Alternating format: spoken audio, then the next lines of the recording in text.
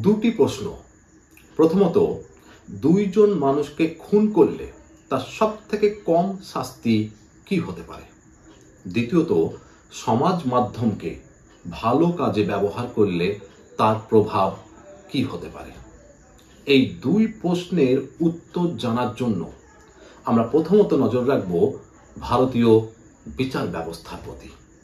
সাম্প্রতিককালে কিছু বিচারক এবং তাদের বিচারের ফলে ভারতীয় বিচার ব্যবস্থা কার্যত পক্ষে প্রশ্নচিহ্নের মুখে।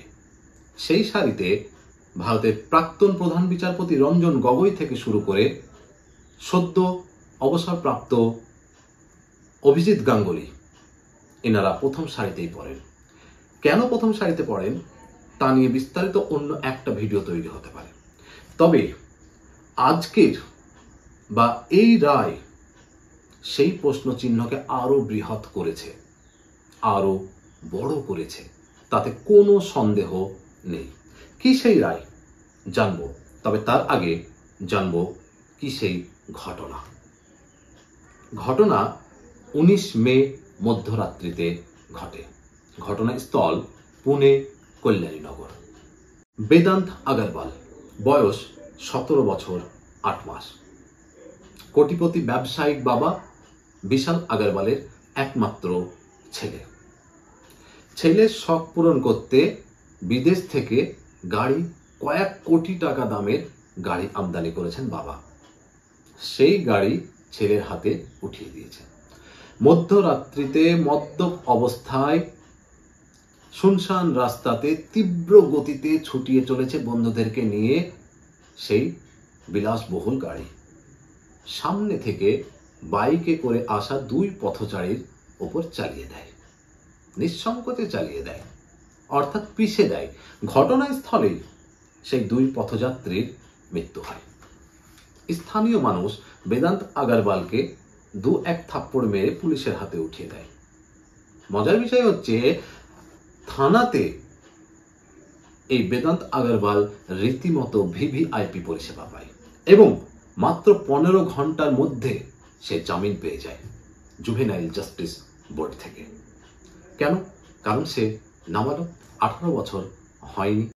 3টি শর্তে জুভেনাইল জাস্টিস বোর্ড বেদান্ত আগরওয়ালের জামিন মঞ্জুর করে।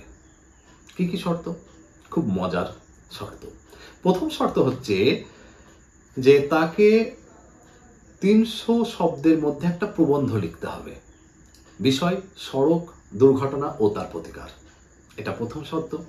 দ্বিতীয় শর্ত হলো যে সড়ক দুর্ঘটনা সম্পর্কে অভিজ্ঞতা অর্জনের জন্য পুনে ট্রাফিক পুলিশের সাথে 15 দিন সে থাকবে।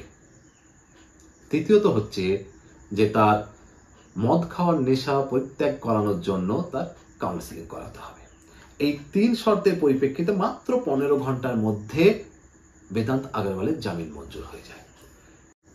কিন্তু সাধারণ মানুষ এই রায় মেনে নেয়নি। সাধারণ মানুষ এই রায়ের বিরুদ্ধে তীব্র ধিক্কার জানায়, তীব্র প্রতিবাদ জানায়।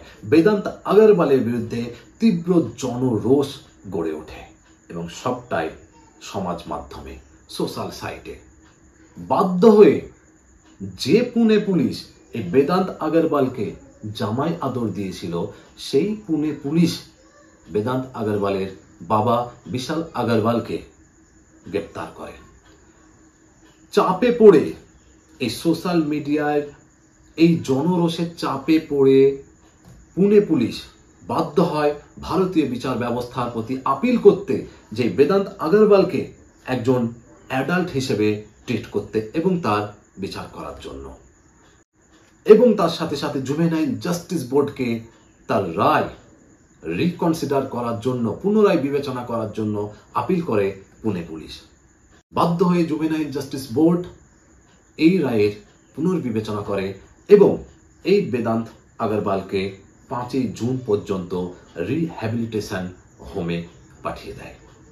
এখন দেখার যে ভারতীয় বিচার ব্যবস্থা সত্যি কি এই বেদান্ত আগরওয়ালকে দৃষ্টান্তমূলক শাস্তি দিতে পারবে, যাতে আগামীতে আর কোনো বেদান্ত আগরওয়াল তৈরি না হয়। সুতরাং ভারতীয় বিচার ব্যবস্থার বিচারে নির্ধারণ করে দেবে আগামীতে এই বেদান্ত আগরওয়াল আর তৈরি হবে না হবে না। এই ভয়ঙ্কর দুর্বিষহ ঘটনার সাক্ষী থাকতে আমাদেরকে আগামীতে হবে না হবে না। এই বিলাসবহুল গাড়ির চাকার তলায় সাধারণ নিরীহ পথচারীদেরকে পিষে মরতে হবে না হবে না। সবটাই নির্ভর করছে ভারতীয় বিচার ব্যবস্থার।